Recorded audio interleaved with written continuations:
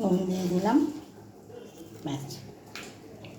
এবারে আলুটা সেদ্ধ হলে টমেটোগুলো দিয়ে দেবো। এই যে কাঁচা কাঁচা টমেটো সকালে বাজার থেকে এনেছি, এই দিয়েই এখন এই তরকারিটা হবে।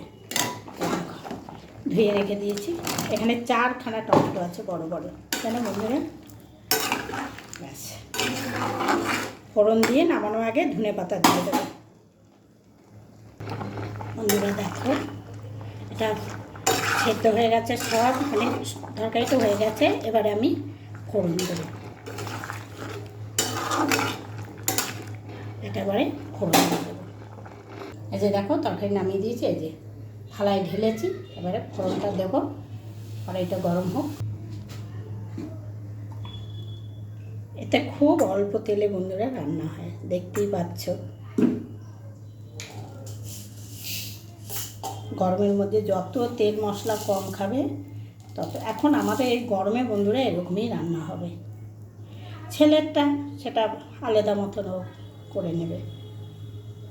আমি একদম গরমের মধ্যে তেল মশলা আমি একদমই খাই না। এটা কিন্তু কালো সর্ষে ফোড়ন দিলাম বন্ধুরা।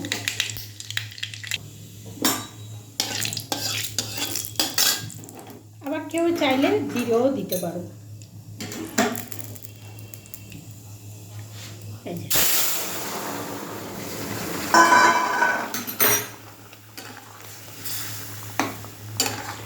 এবার একটু ফুটে উঠুক, গিয়ে ধনে পাতা কেটে আমি দিয়ে দেবো। যা ধনে পাতা লেগে যাবে। এবার আমি ধনে পাতাটা দিয়ে দিলাম।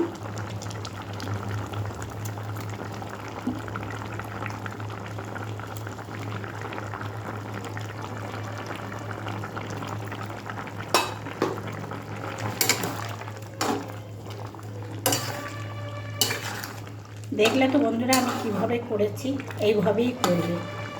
করে তোমরা একটু খেয়ে আমাকে বলবে না কমেন্টে যে কেমন লাগছে খেতে।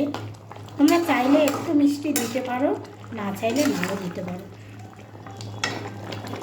আমি কিন্তু একদমই দেইনি আজকে মিষ্টি, একটু দিয়েই দিই, বেশি দেবো না, অল্প করে দেবো।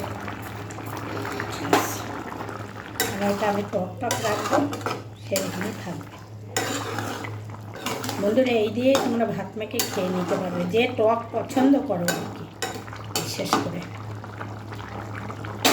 এবারে নামিয়ে দেবো, একটু হয়ে গেছে বন্ধুরা, এবার আমি নামিয়ে দেবো। ঠিক আছে, দেখো আমি টক তো ওই জন্য একটু ঝোল ঝোল রেখেছি। ঠিক আছে, তোমাদের আমার মানে আলু দিয়ে টমেটো দিয়ে চিংড়ি মাছ দিয়ে টকটা তোমাদের কেমন লাগলো অবশ্যই আমাকে একটু কমেন্ট করে জানাবে, তাহলে আমার একটু ভালো লাগবে। কেমন? আর তোমরা একটু করে খাবে, আবার বললাম তোমরা একটু করে খেয়ে আমাকে কমেন্ট করে জানাবে। টাটা, সব ভালো থেকো।